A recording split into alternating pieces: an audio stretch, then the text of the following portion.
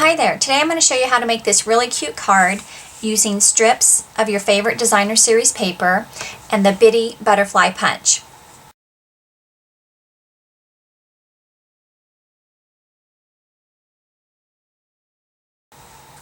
This card uses 1-inch strips of the Polka Dot Parade designer series paper, and that paper has 5 different colors in the same pack.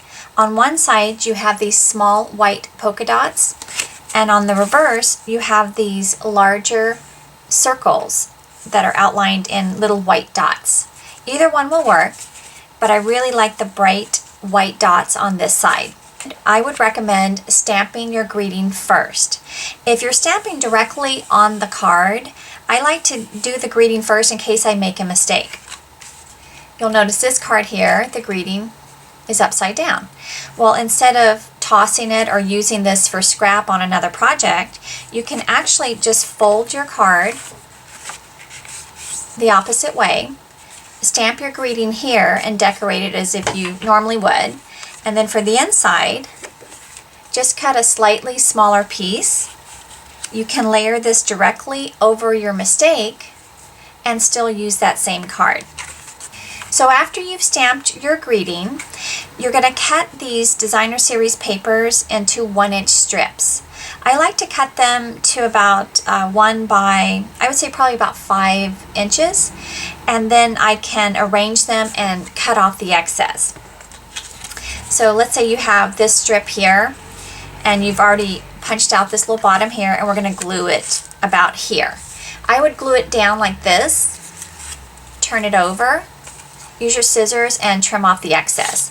And I would do all the strips that way, so when you're trimming them all at the same time. You're going to have your strip of DSP. You're going to use your Bitty Butterfly Punch. And on the punches, a couple of things to note. See how there's a circle here? That actually matches the circle on this side.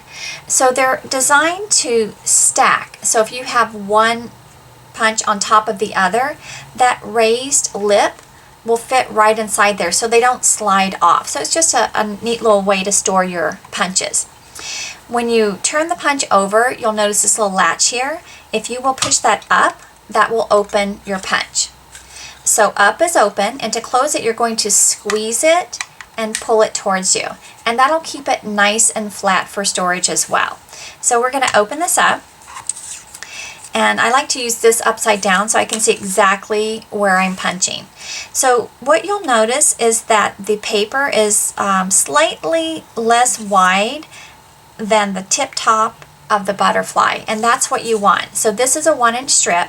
And when you place it in the punch, I'm going to do a half squeeze, so I'm not really punching yet. I'm just squeezing the punch so it will hold the paper. Right here, on that side of the wing and on that side of the wing, there's a little gap on either side of the paper, and you really want to have that gap on either side of the paper. So you can have your butterfly straight up or even, or you can tilt it to the left, which I like, and punch. You're going to throw this away. You're not going to get the full butterfly out of this little strip. You want to have that little curve without the edge around the wings. Even if I went farther up on this strip, it's important to have that gap on the wings on either side of this paper for it to look nice. So just cut your strips, and see how I have this one angled that way? The next strip, I would angle the opposite direction. And so again, just put your paper in and do a half squeeze so it'll hold the paper, and you can kind of double check your placement. You want to see a little gap on either side of that strip, and then toss that. And again, I like to use the punch upside down so I can see exactly where I'm punching. So when you're gluing the strips of designer series paper to the front of your card, I recommend gluing the left one and the right one and then you can kind of center the two in the middle. The space between the strips is probably about 1/16 of an inch. It's just a little smidgen. And when you're gluing these strips down, don't forget you need to allow room for the butterfly that you're going to add underneath. So you don't want to have your strips really close to the greeting because your butterfly is going to cover that up. So wherever you want to place your strip, just go up about an inch to allow room for your butterfly. Now these little butterflies are popped up on dimensionals, and I cut just a half of one dimensional to fit underneath the body, and I added some little rhinestones. Your rhinestones will come like this when you first open the pack, and these 3 lines right here are all connected. So if you want to have 3 little rhinestones for the body of the butterfly, leave them connected. It just makes it easier. You can take a hobby blade or small scissors and you can go right between them. That's cutting the adhesive, but it's leaving these 3 connected. And so you want to use a pokey tool or the tip of your scissors, something that will get under that adhesive. So when you lift it up, all 3 of them come up at the same time. So it's very easy to place them on your butterfly without having to line up 3 individual ones and get them in a row. And then the last thing I did was add some white organza ribbon around the whole card.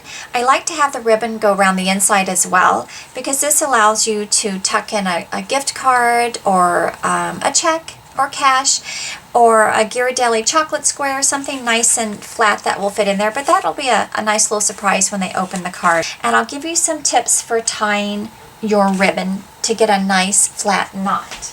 So I'm going to slide this one down just a little bit to get it out of the way, as I like to leave it on the spool and then cut it after I've tied it. You will waste less ribbon that way. So I'm going to leave it here, the card open. My ribbon is underneath. I'm going to bring this towards me. The most important thing I try to do is not twist the ribbon.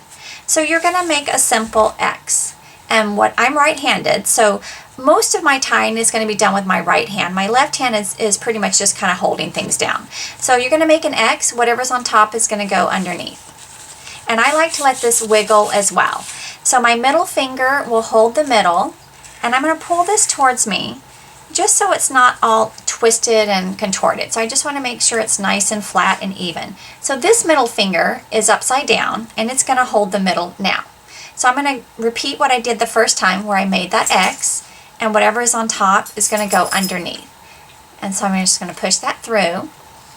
Now when I pull this tight, I'm actually pulling in this direction. I'm not pulling here. So I want to still follow that line of this ribbon that's already on the card.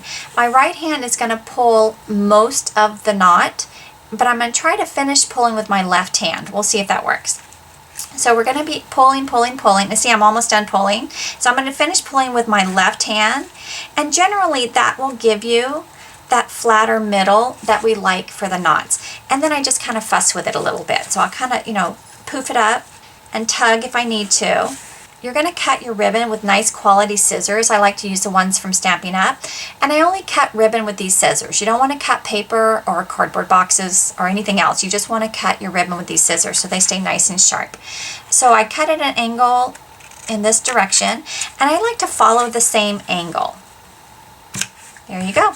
So because we have gone all the way around the card, it's easy to slide this into position, and you can kind of scoot that up to get it where you want it. And there you go. You have a really cute card, really simple, nice, bright, cheerful colors, little bit of embellishment with the sparkle and the rhinestones, and you're good to go. I hope you enjoyed this project. For more ideas, you can visit me at KeenanCreations.com. Thank you.